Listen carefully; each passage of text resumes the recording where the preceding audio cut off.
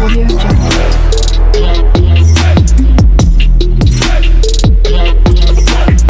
Audio Jungle. Hello কলিজার ভাই বোনেরা, কেমন আছেন সবাই? আশা করি ভালো আছেন। আমি রিজা সত্যবাদী আছি আপনাদের সাথে।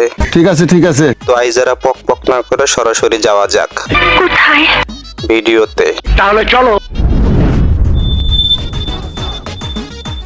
আপনারা ইতিমধ্যে গণমাধ্যমে দেখেছেন ব্যারিস্টার রুমিন ফারহানা আর ইশরাক হোসেন তারা সংস্কারের শপথ না নিয়ে শপথ অনুষ্ঠান থেকে চোরের মতো পালিয়ে গিয়েছে। তারপর আমরা ফুটেজটা আরেকবার দেখে আসি। দানকারী মাননীয় প্রধান নির্বাচন কমিশনার জনাব এএমএম নাসিরউদ্দিনকে সংবিধান সংস্কার পরিষদ সদস্যের গণের শপথ বাক্য পাঠ করানোর।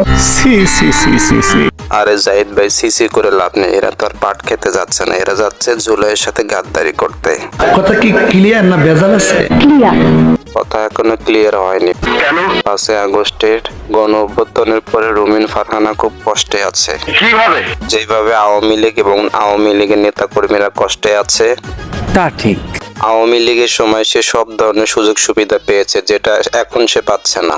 তার মানে হচ্ছে আওয়ামী লীগ ক্ষমতায় থাকাকালীন বিএনপির নেতা কর্মীরা সবাই দৌড়ের উপরে থাকলেও রুমিন ফারহানা খুব আদর যত্নে ছিলেন। খুশি হলাম তোমার কথা শুনে। বিরোধী দলের নেত্রী হওয়া সত্ত্বেও তাকে একদিনের জন্য জেলে যেতে হয়নি।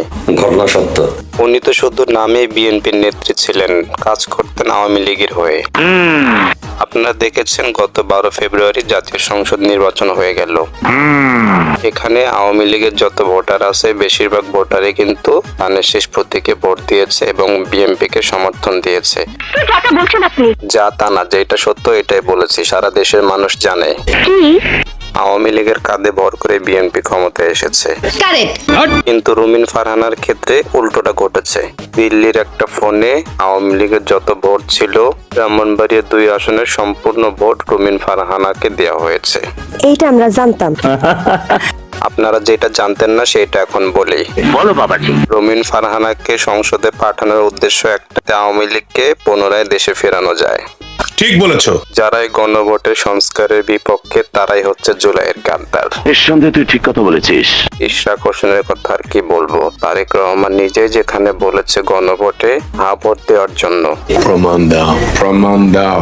দিচ্ছি প্রমাণ, দেখতে থাকুন। ধানের শীষে যেমন সিলটা দিবেন 12 তারিখে, একই সাথে আপনাকে যে দ্বিতীয় ব্যালট পেপারটি দিবে হা এবং না, সেখানে হায়ের পক্ষে দয়া করে আপনারা রায় দিবেন। আশা করি প্রমাণ পেয়েছেন। সত্যি কথা বলতে কি?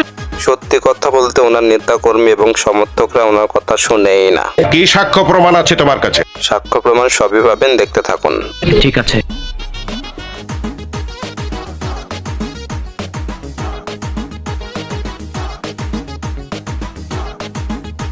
আশা করি সাক্ষ্য প্রমাণ পেয়েছেন।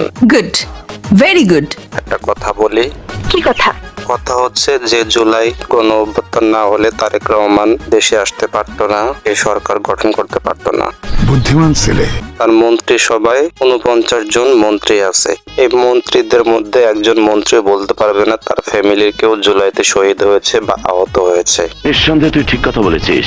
যারা জীবন দিয়ে, শরীরের রক্ত দিয়ে আপনাদেরকে স্বাধীনতা এনে দিল, তাদের প্রতি কি আপনাদের এতটুকু কৃতজ্ঞতা বোধ থাকা উচিত না? আমি তো বুঝি না, মাথায় ঢুকে না। আপনারা ক্ষমতা পেয়েই তাদেরকে ভুলে যাওয়ার চেষ্টা করছেন। যারা জুলাইকে বিশ্বাস করে না তারা হচ্ছে জুলাইয়ের গাদ্দার। ঠিক বলেছো। আর কোন গাদ্দারদেরকে জুলাই যোদ্ধারা কখনোই ক্ষমা করবে না এবং এ দেশের সাধারণ জনগণরাও ক্ষমা করবে না। একটা জিনিস মনে রাখবেন, ক্ষমতা চিরস্থায়ী না। আজ ক্ষমতায় আছেন, 5 বছর পরে নাও থাকতে পারেন। যাই হোক, একটা জিনিস জাতির কাছে পরিষ্কার হয়ে গেছে, রুমিন ফারহানা এবং ইশরাক হোসেন এরা দুজনেই জুলাইয়ের বিপক্ষে। এরা হচ্ছে জুলাইয়ের গাদ্দার। কারেক্ট। আপনাদেরকে অনুরোধ করবো আপনারা জুলাইয়ের সাথে গাদ্দারি করবেন না। ঠিক আছে। সো আজ এই পর্যন্তই। তো সবাই ভালো থাকবেন, সুস্থ থাকবেন, নিজেদের খেয়াল রাখবেন। বিদায় নিচ্ছে আমি রিজা সত্যবাদী। আসসালামু আলাইকুম। Bye bye, tata, good bye.